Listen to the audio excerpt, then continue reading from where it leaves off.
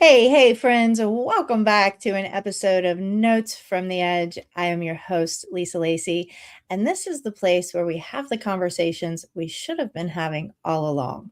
Guess what? You ain't talking about it, so we're gonna. And today's guest is Al Isaacs, who is the author of the memoir Finding Mary Smith. At 52 years old, a routine phone call unexpectedly revealed that he had been adopted through the gray market adoption system of the late 1960s and that nearly everyone in the family had known except for him. What followed was years long journey through DNA testing, genealogy, hidden family history, forgiveness, and ultimately meeting the birth mother he never knew existed.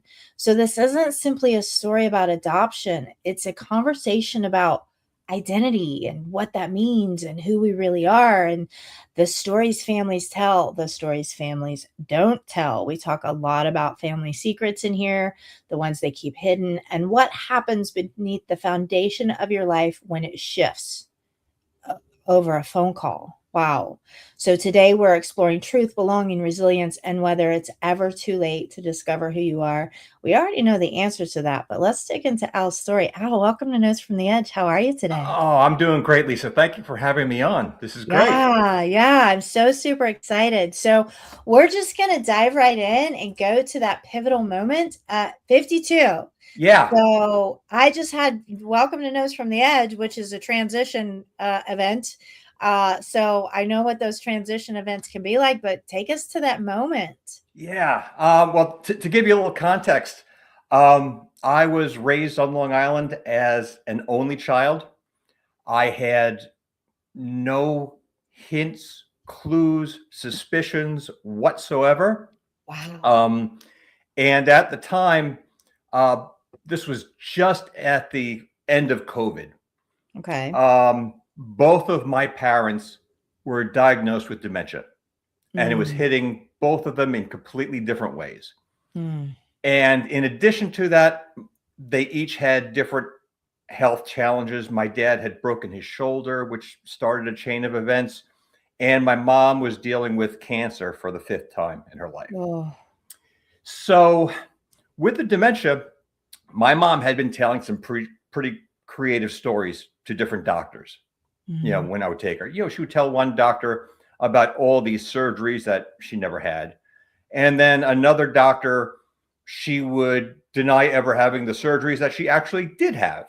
She mm. would tell one nurse about all these symptoms she was having. And then when the nurse would go to follow up, she'd say, I don't know what you're talking about. That's my husband. I don't have those symptoms. So it was a challenge. And me being, like I said, the only child, I was kind of having to juggle and deal with all of that. Whew. So, um, the moment of truth, um, as COVID was taking place, like a lot of comedians, I was not working. I wasn't on stage. I also taught improv comedy, so I wasn't doing that either. I had no outlet for anything. But I had taken up a job designing websites. So I was at work one day, and I got a call from my mom's oncologist, and she was trying to get in touch with my mom to discuss family medical history. And my Mm, mom kept hanging up on her. You know, the dementia, whatever, paranoia, yeah. hanging up on her. So she asked me if I had any ideas of what to do. I said, well, if you need to talk to my mom, I had hired a live-in nurse 24/7 for my parents. I said, give her a call, and she can kind of act as intermediary. And she tried that, and maybe 5-10 minutes later, I got another call back at work telling me, nope, mom keeps intercepting the call, keeps hanging up on her. And I said, all right, well, you know what? I know being a doctor, your time ain't cheap. So let me see what I can do. Let me see if I can help you out. I'll give you as much family history as I know.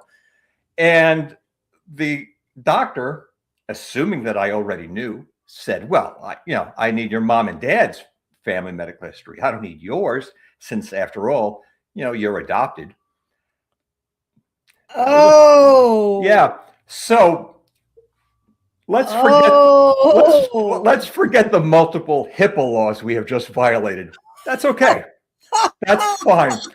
Oh, I didn't believe her. I laughed. I assumed oh, this shit, she was was joking. well, Yeah, no, I assumed this was just another dementia story I that got mom you. spit out. So I laughed, and the doctor was kind of freaked out that I'm laughing at this, and she said, "Well, maybe it's a brother of yours." I said, "No, I'm an only child. If any of the Isaacs kids are adopted, it's me. I'm it." So we just kind of left it at that. I tried to fill in the blanks whatever I could. I left that, went in and told my boss, said, "Hey, guess what? I'm adopted." We had a good laugh, and I went home. And, with COVID, as with everyone else, you lose touch with family. People aren't stopping by. People are. So I had uh, messaged an aunt of mine to say, "You're not going to believe what the dementia is saying now." It was literally, it wasn't a question of whether or not I'm adopted, because of course I'm not adopted. It was just, let me tell you how things have progressed since she hasn't seen my mom in a couple of years, and again, the doctors had told me, with their dementia, if you were to speak to my mom for 5 minutes, you'd never know anything was wrong, right? She had her patter down, and she and my dad kind of, you know, protected one another, Yeah. and my aunt, and she's like, "Oh yeah, yeah, you're adopted." Oh, this nurse of mine, and she just like pivoted and went in a different direction. And I went, Wait, "Oh, we're I back. guess, We're going back. We're going back. We're going back. yeah." It's like, I guess we're not going to discuss this right now. And actually, a week later, I kind of went to her again, and this time, no, it's a lie. You're not. And I went, okay, we're not going to. And unfortunately, it wasn't too long after my dad went into hospice, and he passed away about 3 weeks after I found out. So I never told him I knew. I said, if you were going to hide this from me for 5 decades, there's no point in creating drama at this moment. And it's really funny because I did it didn't occur to me until much later on that when I would go and visit my dad, whether it was at the hospital, at his house, or in hospice, my mom watched us like a hawk. And it's like, I think she was terrified of there being a deathbed confession, Uh, but yeah. that it never happened. And like I said, he for whatever reason, pride, he didn't want to tell me. So okay, I respect that. That's okay. Yeah. Yeah. Well, wow. Yeah. So turned turns out I'm Turns out adopted. you're adopted. I've always Yeah. wanted to tell you. Oh, Yeah. I can only imagine the stomach drop with the opening line. I've always wanted to tell you this. Always wanted to tell you. Ah, wow. Okay, so Yeah. then what happens, and I'm so sorry for your loss, by the way. Oh, thank you. I appreciate it. What happens then? How do you begin this journey of who the hell am I then, right? I mean, Yeah. because that has to come up for you, right? Yeah. Yeah. You know, I've been thinking about this a lot. I was thinking about it when I wrote the book. I was thinking about it when I recorded the audio book. It's like it just keeps, recycling in my head. It's like, and then someone mentioned to me, it's like, you lost your parents 3 times. It's like you lost them when the dementia set in. They're not the same Mhm. people. Then you lost them, when the adoption thing hit, and you lost them when they passed away. It's like, wow, I didn't Yeah. really, that didn't hit me that way. It's a lot of grief. Okay. It's a lot of grief. Yeah. It Yeah. was a lot of grief, and I was processing none of it. I'll be honest with Oh, you. I was yeah. processing zero. Because like I said, I wasn't doing comedy, and I wasn't teaching. And that was like a big outlet for me. Whenever Of I had course an it was. issue, Yeah. it's like, all right, let me just go do 15 minutes, blow off some steam. I feel good. You know, Yeah. for whatever reason, and we'll discuss this later, I don't drink. I never did. So comedy was kind of my outlet, and Mhm. music was my outlet, and my drums had been broken during COVID, so I didn't even have that. Uh, um, so yeah, me dealing with it was me, Not not dealing dealing with with it. it. You know, You're like, I'm in denial. I'm it's in what I denial. am. Yeah. And Sometimes it helps you get through for a bit, it for a bit. it Yeah. does. And if anything, um, writing the book and the search that began, it allowed me to kind of dive in to a project and not deal with emotions. It was almost like, okay, this guy just found out he's adopted. What are the steps? Let's see how we can unravel this puzzle. Yeah. I took, I took every different kind of DNA test, the 23andMe, the ancestry. It's like if there was anything around me that looked like a cup, I was spitting in it and putting it in the mail. There's so much spit required So for those things. It's just like, what? More? I'm just You getting need over more? my mouth. Yeah. And my mom's like, they have our DNA now. I said, what are you planning on doing? Like, okay. I didn't know I wasn't allowed to have my DNA tested, but okay. Right? Yeah. What are you planning on doing there, Mom? Yeah. So but there's a lot of spit required. So yeah, a lot of spit required. And because you don't know who took what test.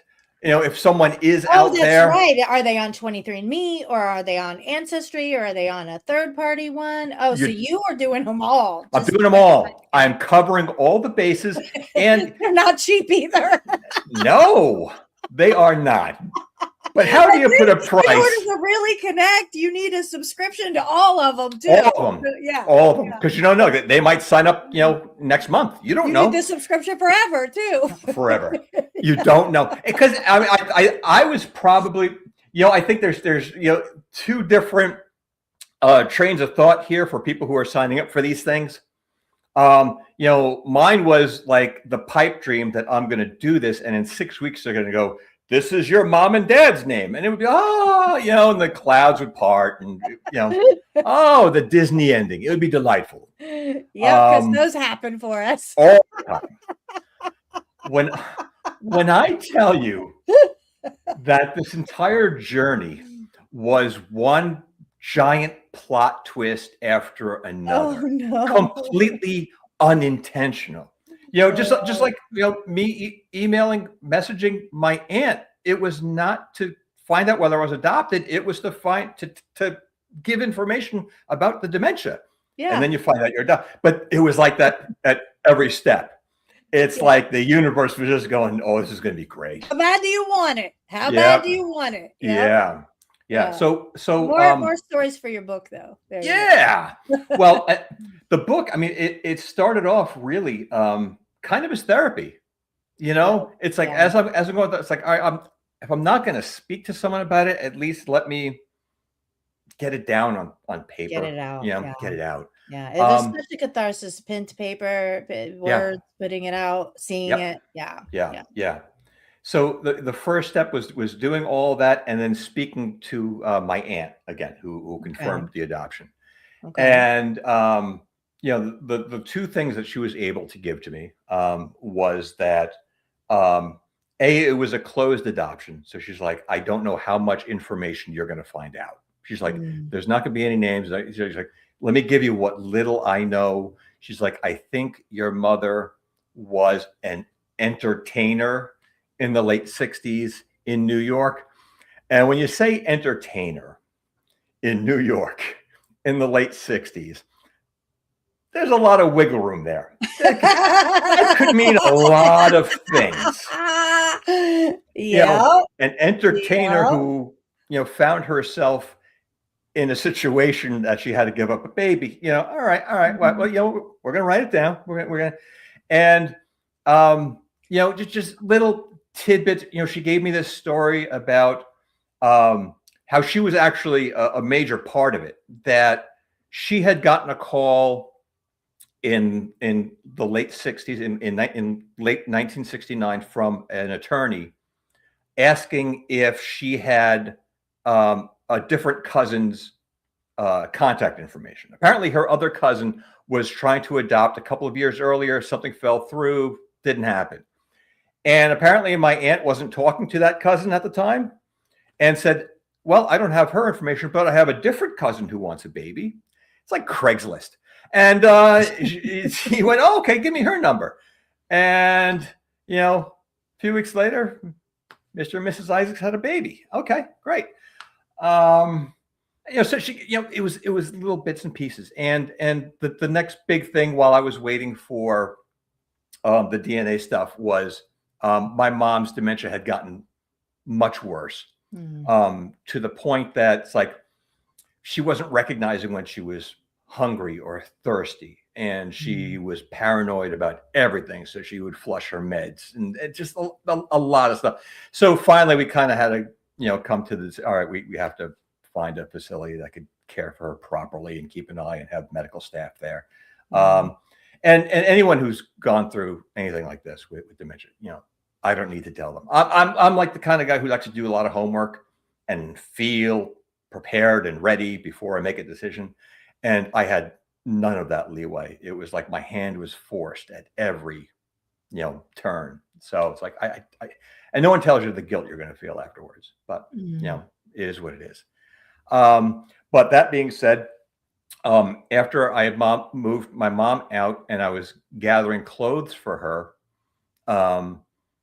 for the nursing home, I found my adoption papers. They had squirreled them away in the back of the closet. I don't have proof other than circumstantial evidence, but I think they were sitting in a bank box for years, because I know at the beginning of COVID, she was calling all the neighbors to drive her to the bank, but didn't ask me. And it's like, okay, so she had to get something out of her safety deposit box. It was probably this. Yeah. And because I go into it more in the book, but for the conversation's sake, so I find the adoption papers, and like my aunt says, there's no names on it.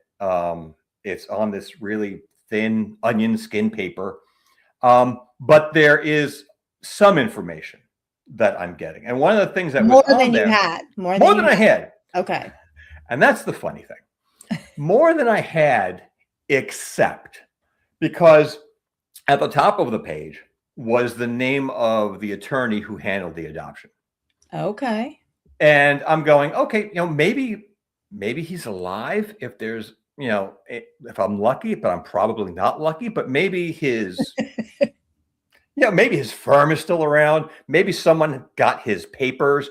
Maybe there's someone I can contact who can, because I am completely ignorant of how any of this works. I don't know what I'm entitled to, what I can see, what I can't see, how much information, I know nothing. Yeah. So here, just like emailing my aunt about dementia and finding out I'm adopted, here I am Googling this lawyer to find out more information about the adoption. And it turns out, like, the first thing that starts popping up, this guy's name was Stanley Mickelman. The first thing that pops up are all these articles about how this man was the biggest baby broker in the country. Oh no. In the 60s and 70s. No. I went, so when you said I had more information than I did before, yes. Yes. And it was all fabricated. It was all wrong.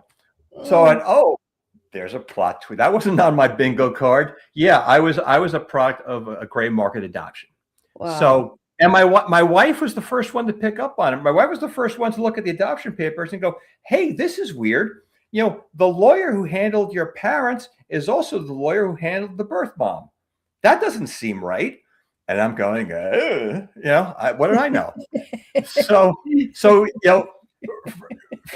for those of you wondering what a gray market adoption is, black market adoption is, I have $250. Lisa's got a baby. Let's meet in a parking lot somewhere and we'll trade.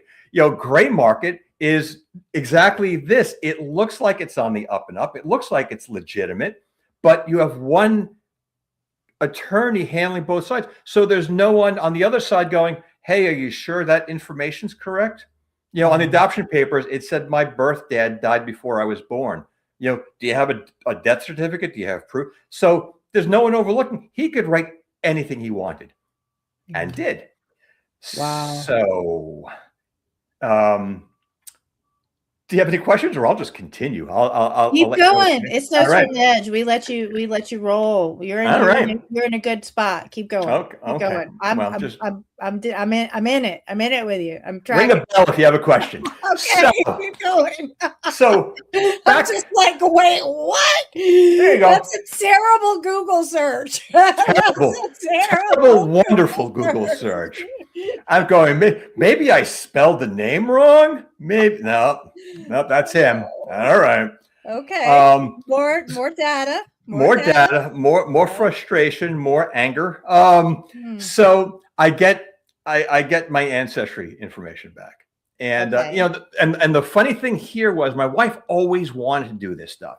Like she had cousins, out of state who had done it and found out they were related to some king or emperor or whatever. And she, oh, that's cool. Let's try that. And I was a broke comedian at the time. I'm like, you try it. I know who I am. It would have really been funny if my wife had done it and if my son had done it and it came back with no information that I thought I had. Because as far as I knew, I was 75% Russian, 25% English. That's it. That's, there's the information. I was told that from birth. And that's the other thing because people always ask me, well, did you have any clue? Did you suspect it? I never suspected for a second. And in fact, my mom was always right there to give credit to somebody else for anything I was or did. Oh, your eye color? Yeah, it's your grandpa. Oh, your height? Yeah, you get that from so-and-so. Oh, you play the drums? Well, Aunt so-and-so played the flute. It's the exact same thing. Oh, you like telling jokes? Yeah, well, so-and-so loved to tell jokes. So I did, all right. It's like the line in the movie JFK, how do you know your daddy's your daddy? Because your mama told you so. Well, mama was telling me a whole lot of stuff. So, it just came to a point where I'm just going, all right, sure. Okay. But she was just reinforcing that idea on me my whole life. And of course, all the people she's referencing have all passed away. So I can't follow up on a single thing she's saying. Okay, great. So I get my information back from Ancestry. Turns out mostly Scottish, which my wife. We have a lot of Scottish in us too. Nobody knew it. I was like, why is anybody not mentioning the Scottish? Dad's Scottish, Mom's Scottish. There's a lot of Scottish guys. Scotch. And my wife, being a big fan of Outlander, man, she was happy. Well, she's like, you're hotter now. Yes, let's get you a kilt. Yeah. So yes, Scottish. Scottish. That's out of. That's new. Like that takes some absorption. Like to go, whoa, wait a minute. Okay, yeah. Well, but you know what? And this is where I was really lucky. This is where I really, really consider myself lucky because now I'm going online and I'm joining groups on Facebook and whatnot for people who NPE found out late in life they were adopted and so on. And, I'll give you my brother-in-law as an example. He is Irish. And when I say Irish, I mean all caps. Irish. Like St. Patrick's Day is Christmas 2.0. It is corned beef and cabbage. Let's wear the green all year long. If he was to find out tomorrow that he wasn't Irish, his entire identity would implode. You know what I mean? It would just, that's it. Oh my God. Yeah. Right. Yeah. Russian? You weren't. They were the bad. No, they were the bad guys in Rocky IV. What did I know? Yeah. We didn't celebrate Russian history or holidays and so for me that was like, all right, I guess I'm not Russian. Cool. It's like I got to. I was Scottish, Irish, the British still in there. So that's cool. So I didn't have that. For me, when it comes to identity, husband and dad are right there. This didn't change any of that. And, it was probably worse for me being a comedian and teacher, losing that. But that was COVID. That had nothing to do with this. So I was really, really fortunate in that terms of my identity. I love that. I love that. Because you weren't so attached to it. Yeah. I wasn't attached. It didn't define me. Right. And So I get my ancestry back, gives me that information. And if you've done one of these tests, I don't have to tell you, fifth cousins as far as the eye can see. Yeah, you got a lot of fifth cousins. Thousands of them. I got Yeah. fifth cousins everywhere. But but there was one cousin that was coming up, and my wife is looking at the numbers. And going back to when she did ancestry, she goes, this percentage and the age on this woman, I'm thinking she's an aunt. And I went, all right. Yeah, exactly. I'm going, okay, this is interesting. All right. So let me reach out. Because I'm reaching out to all of them going, does anyone know about a baby getting, no, nothing? All right. I'm just I'm sorry. throwing darts. Anyone? Was Baby. there a random baby somewhere that Anyone? nobody knew about? Anyone missing a baby? No. Put in a basket, push down the Nile. No. Oh my God. Look kind of like this, only 51 years younger. No. Yeah, how many times do you have to what do you say even? Hi, my name is Al. That was my biggest thing. Hallmark didn't have a card for this. No, Hallmark does not have a card for this. No. No. So I wrote this. I found this woman. I found her on Facebook because on Ancestry, it tells you when they were last active, and she didn't touch Ancestry for over a year. So I'm like, all right, that's not going to work. Okay. I found her on Facebook, and I found her daughter. So I'm going, okay, and we were staring at the picture. Does she look like me? And I messaged because Facebook Messenger has given me nothing but joy. Because there's no creepy people on Facebook Messenger. No, not at all. None. Perfectly. No scams, no creepy dudes. No, none. It's great. So I messaged both of them, and I tried to be as cryptic as possible. And it was just along the line, because I'm going, if you don't believe me, just check your ancestry. You're going to see me pop up there, and you can message me through that. Love that. Love that. But I said, it says we are related. Something recently happened. I have a lot of questions. Do you think, you might be able to help me out? Mm. Her daughter was the first to get back to me, and she seemed to be excited. She's like, oh, this is great. Yeah, I'm sure my mom will love to connect with you. We'll chat soon. All right, we are off to the races. This is awesome. 3 days later, I got a follow-up. Hi, yeah, my mom's not interested in connecting. Best of luck to you.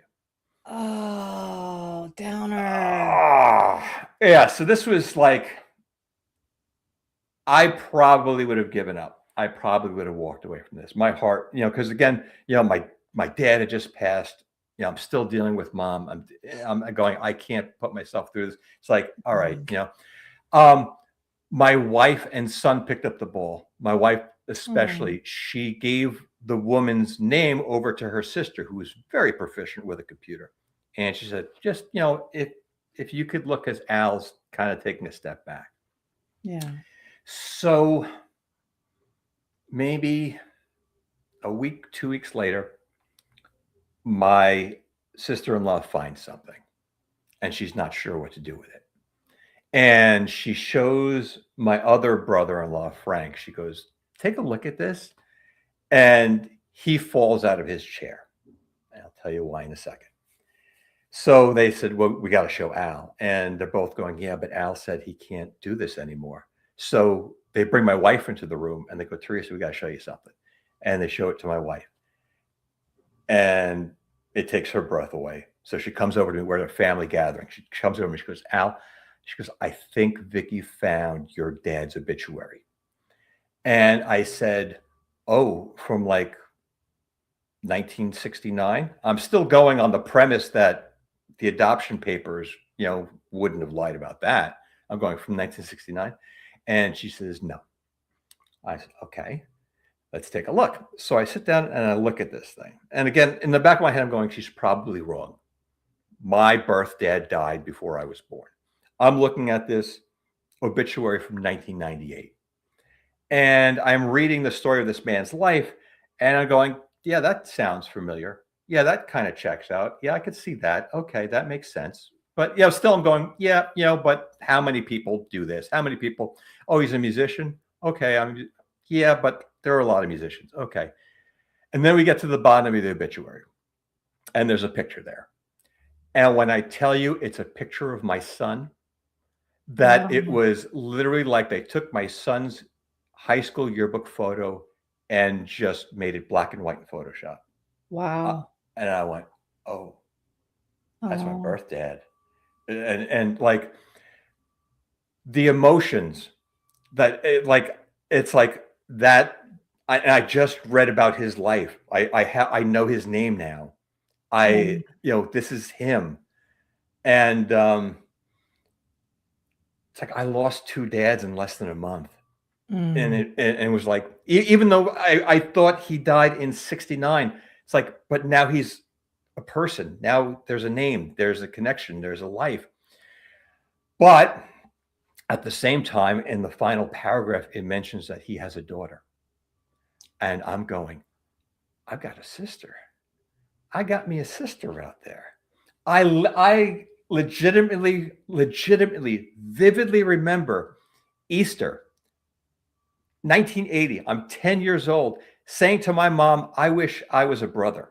I Oh, didn't quite get the concept of what was involved in that. I just thought it would be nice to have a friend who lived with me that I yes. could just play with at all times.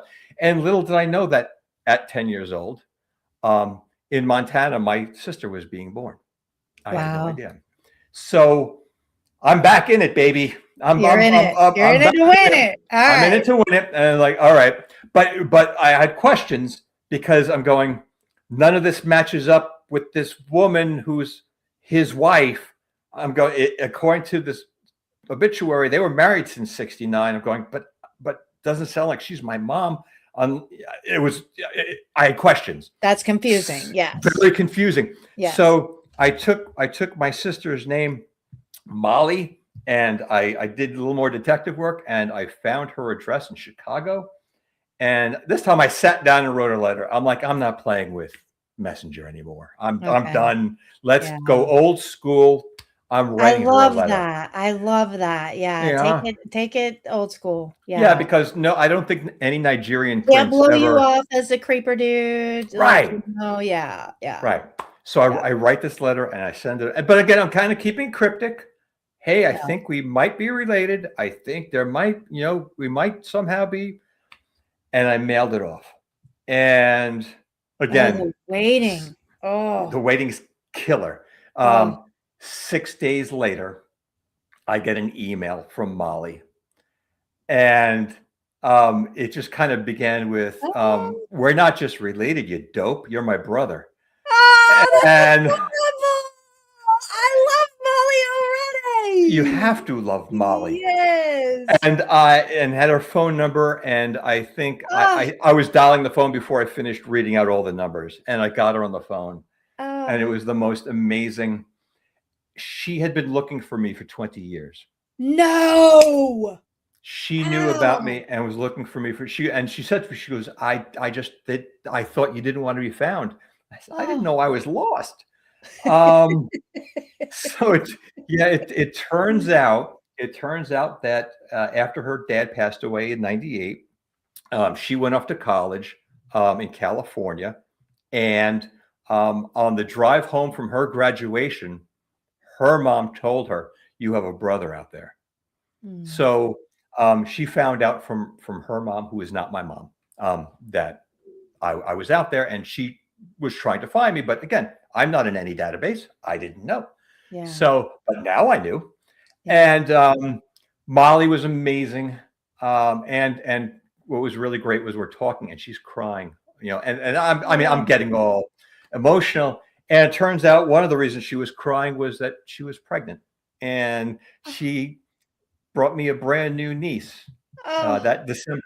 So Oh. it was awesome. And let me tell you, if I was writing this as a piece of fiction, the last person I probably would have cast as kind of one of the big heroes in the whole story was Molly's mom, because Molly's mom is not my mom.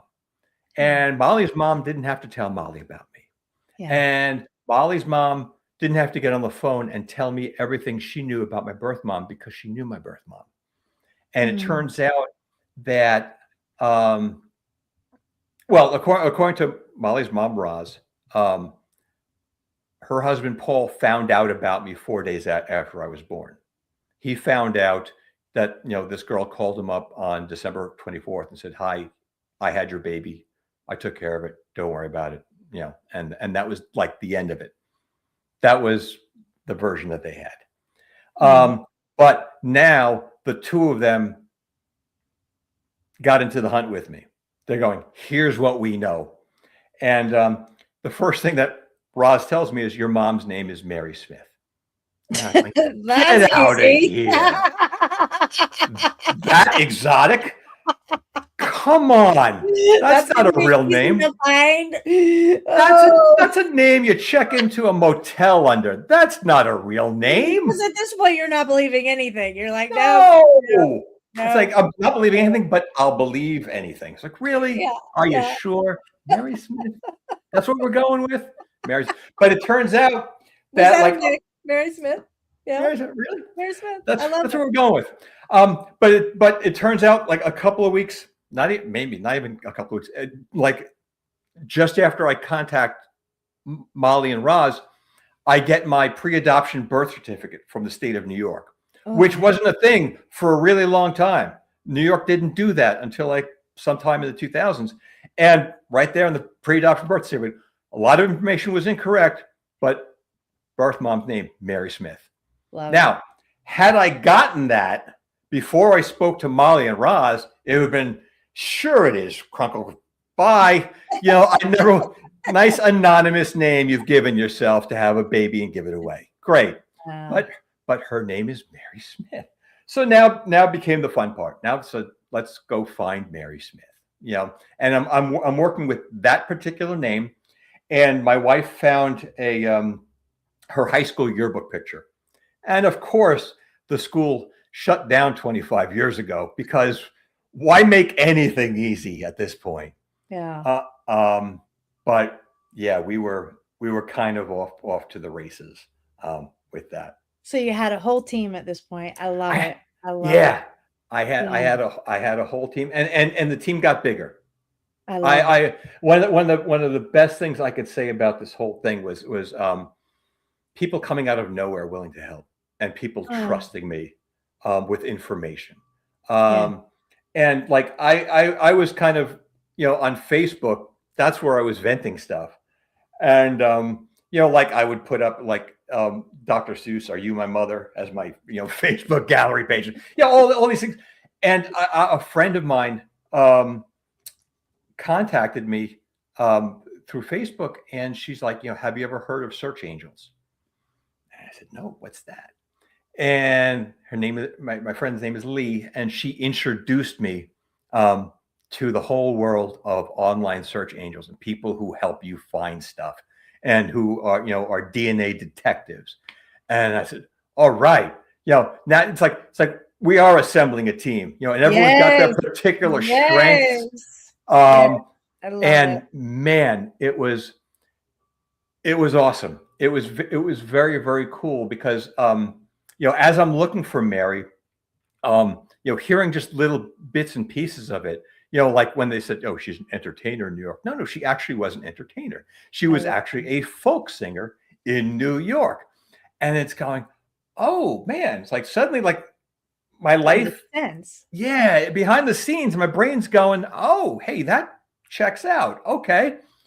Um, and kind of skipping ahead a little bit, um, you know, Chelsea and Meredith were the names of the two search angels who were helping me out. And they were great. They were amazing. They knew their stuff. But the way they worked, man, I'm like a really impatient guy. It's like I need to. It's like both my birth parents Please were tell guitar. me you were not checking with them 5 times a day. Anything yet? Anything Anything? yet? How about now? Anything How about yet? now? Anything yet? How about now? So they need the patience of saints too. Yeah. Like both my birth parents were guitar players, and I took up the guitar when I was 6, and I put down the Right. guitar when I was 6 because I had no patience to make it. But drums, They sound like drums. Let's go with that. So they were going back, you know, 5-6 generations of DNA, Scotland, and meanwhile, Teresa and I we're digging into like yearbooks and doing that tangible stuff. Yeah. And I have two amazingly talented nieces. You know, not on my side because they're talented. But that my one niece does. She's a singer. She's an actress. She does plays and stuff. And every time she does, there are articles and pictures and stuff. And my wife's going, well, if Mary was any, if she was good, If she was any good, yes, she's any good, maybe there's something. And I said, okay. You have a brilliant wife. Yes. Yes. Oh man, she is one of a kind. Brilliant. So I now I'm going to tell you what I actually wrote in the book, because this is, I hate the word just. I hate when someone tells you to just do something, because it's like either they don't understand the value in what you're doing, or they don't want you to understand the value in what you're doing. Hey, if you could just rotate my tires. It's like it's telling you, I want you to do that, but I'm not going to pay you a lot for it. So I'm going to make believe it's not a big deal. And my whole thing was always like, yeah, but if it's just, then why don't you do it? But that's neither here nor there. And the reason I say that was because I wrote this really dopey message email to the search angels going, hey, could you just, because you don't know your job, listen to a retired comedian. I know what I'm talking about. And it was the crux of it was, hey, I need you, if you could just look into these names that I'm looking at. I mean, we're finding so many Mary Smiths, but I'm going, if you could just look into these couple that we kind of maybe sort of could be her, because like in the worst case scenario, you tell me, no, that's not her, and I can eliminate her from what we're doing. You know what I mean? Yeah. Like I wrote it and then like instantly regretted it. I'm like, it wouldn't have surprised me, or I wouldn't have been shocked if they wrote back to me, hey, it's been we're just done. Yeah, that's all. So that was what I would, that's what I did. And I would not blame them one single bit, but they knew where I was coming from. And it turns out that Chelsea writes me back later in the afternoon. Hey, I just did what you suggested, and I found this article. And it was an article from 1968 in Michigan about this contest called Sound of Youth that was going on. And it was this musical talent competition. And they had a band section, they had a male singer, and they had a female singer. And it turns out the name of the female singer who won was Mary Smith. She won. And I went, and this was set up, it was set up like American Idol, where it was like, where it's like, okay, we have a town competition, then we have a city, then we have a state. Then so she was good. Regional, and then they have finals, right? But so this article was telling me that she won the town. Wow. So I went, okay, cool. This might be my Mary Smith. And now I had a search term. I had Sound of Youth to start typing in instead of just going, Mary Smith. No. So I type in Mary Smith, Sound of Youth. Turns out Mary Smith won the town. Mary Smith won the city. She won the state. She won the regional. And in November of 1968 on WOR TV, hosted by Duke Ellington, Mary Smith won the finals of Sound of Youth USA. She won the whole damn thing. Oh, Mary. So now I'm like, because now it's like I now have this. I now have pictures. And the more I'm putting in Sound of Youth, all of a sudden I'm getting these articles and interviews with her. And I'm learning all about her background and all, and it's going, and there's all the stuff where she talks about how she does her crowd work at shows, and I'm going, that's me. That's how I do my crowd Wow. work. I'm like, now it's all falling together. And Yeah. then one day, my son comes running upstairs. He's all excited. I said, "What you got there, pal?" And he slaps his iPad down on my desk. He's got YouTube up, and he hits play on Mary Smith's B side of her single called "Rap Running On Down." And there's my mom. And my Oh. wife leans into me. She goes, "By the way, this is the first time you're ever hearing your mom's voice." And I Oh. went, "Oh my God." So now it's like, it's all coming together. And like, now, mind you, at every one of these steps, like, people are keep, you got to write a book. You got to write a book. You got to write a book. Yeah. And I'm going, well, I'm writing it down, but I don't know if it's going to be a book. I don't know. It's like, and it can't be unless I find Mary. Unless Yeah. Mary's out there and she's alive and well, the search continues. So, before you want me to just keep rambling on, do you have any questions about anything I've said so far? We're at 47 minutes, and Yes. we've got another guest right after you. So, Okay. how did you find Mary? So, here I am Googling every day, just dutifully out there Googling different things. And I Googled one morning, I was doing, Mary Smith, songwriter Mary Smith, coffee house. She was doing the coffee house circuit, Mary Smith. And then one day I type in Mary Smith guitar. And my friend Google pops up this beautiful Martin acoustic guitar. Gorgeous. And right next to it is a picture of Mary standing in front of the bitter end in New York around 1970, 1971. And I'm going, that's her guitar. So now I'm doing a little more homework. I'm going to the website that picture got pulled from, except that picture is not on the website. So Google Cache kept it in memory. Wow. It turns out that for me, it shouldn't Yeah. have been there Yeah. because that guitar was sold a year earlier. Wow. So now I reach out to the owner of this guitar shop, which, again, what are the chances that a guy at a store is putting the name of an owner? You just put up the guitar, put a picture of it and information about the guitar. Who puts the name? Well, this guy did. Yeah. This guy, Tony. And I write to Tony. And once again, my expectation is, hey, Tony, do you have any more pictures of this Mary? Do you know what happened to her after like 73, 74? Because I kind of lose the trail. Do you have any information? So I'm looking for more stuff for my scrapbook. And Tony writes back to me, Mary?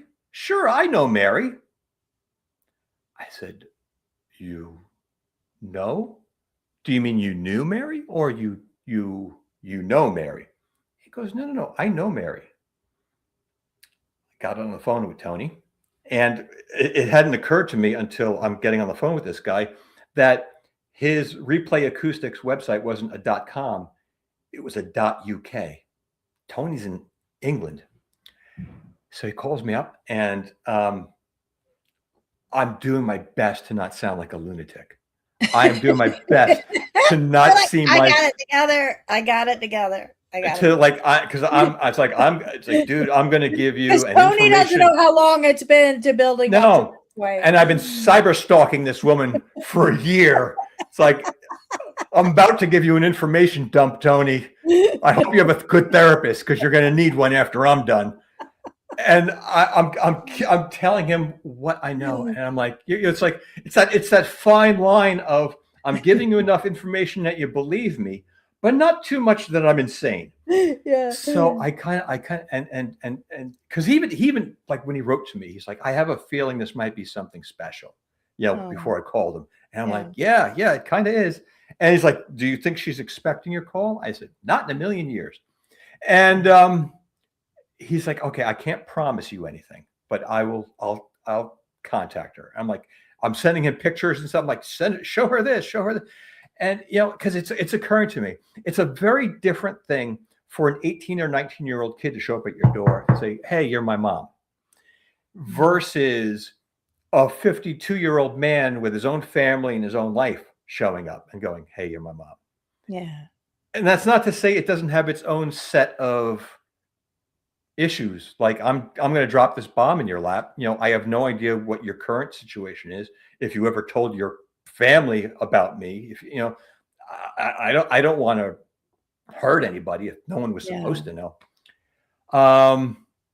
But about 2 weeks after I told Tony, I got an email from Mary, Oh, and turns out I was the only baby boy she ever had. She quit while she was ahead, but she met a man in 2007, and 6 months later married him and moved to England, and they've been together ever since.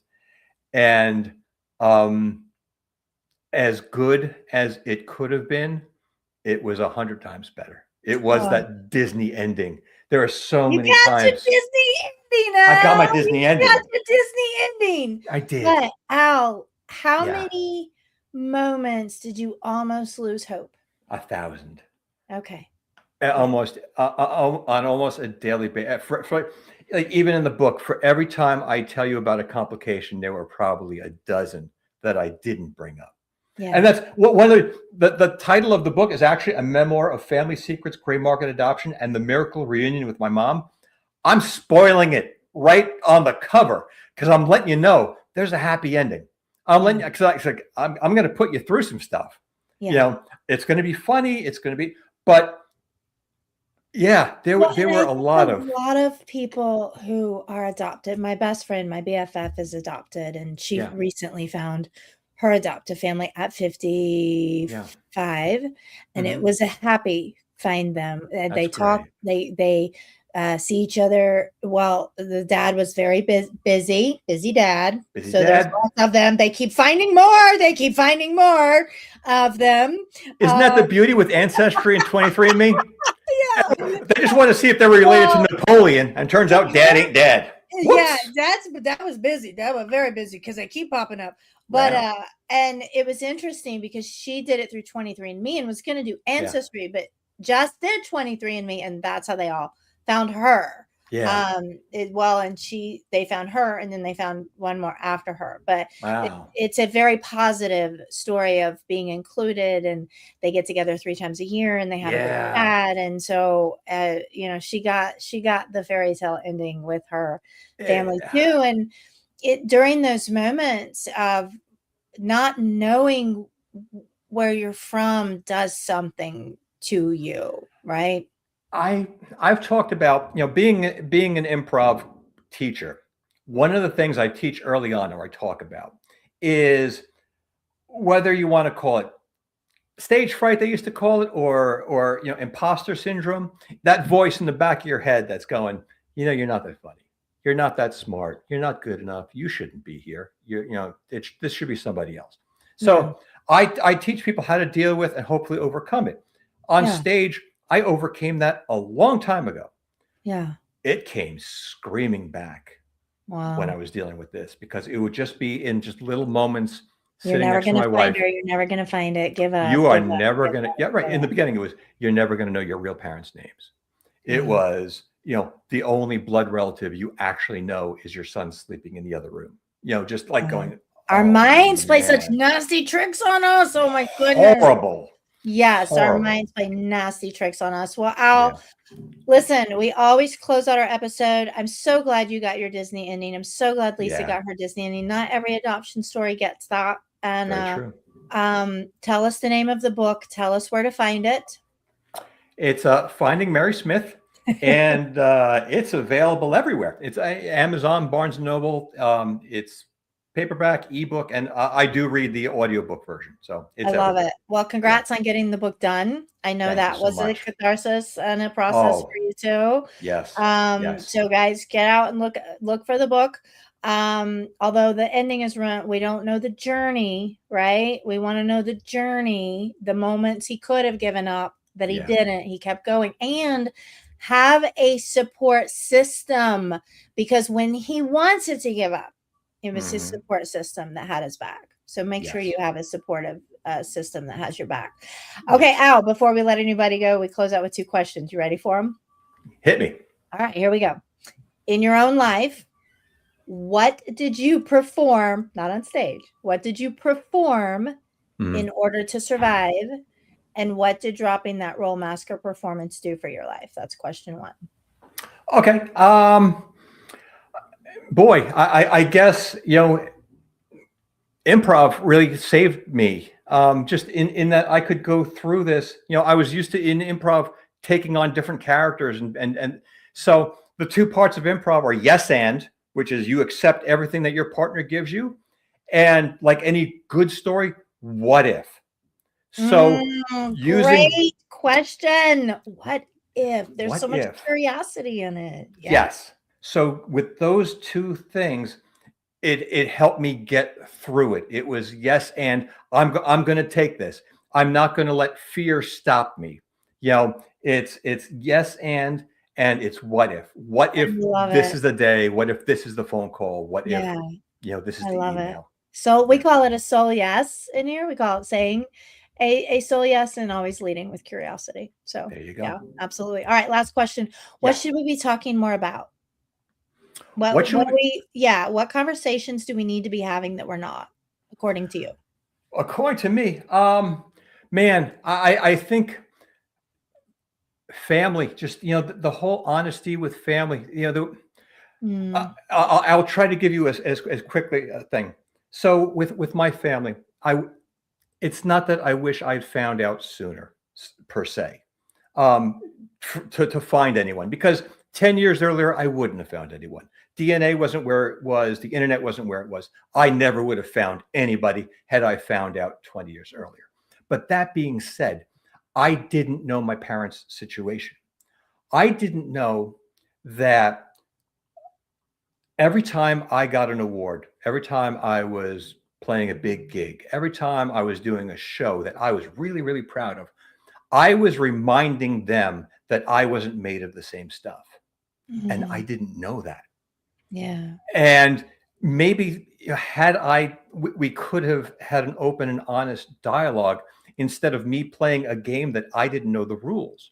yeah. And it kind of, I had a moment that kind of killed me. It's like no matter how big a show, no matter what I did, I was never going to make them proud doing what I was doing. But I Mm, kept trying. That was like my drive, right? yep. So after my dad passed away and I was cleaning out his room, his office, he built a man cave before that was a thing. So he had this man cave, and he had a stack of papers because he was a hoarder. If but in going through it, there was a file that had my name on it, and I thought it was just financial, insurance, whatever. And I opened it up, and it was all my press clippings, and it was Oh, all the interviews, and it was literally just like the file I was putting together for Mary at home. mm. And I'm going, but I was here. We could have shared this. I wish I had known.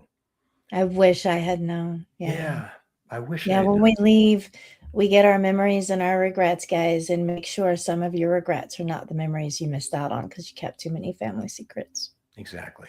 I think Al's going to speak to us a lot about that in his book. So, Al, thank you so much.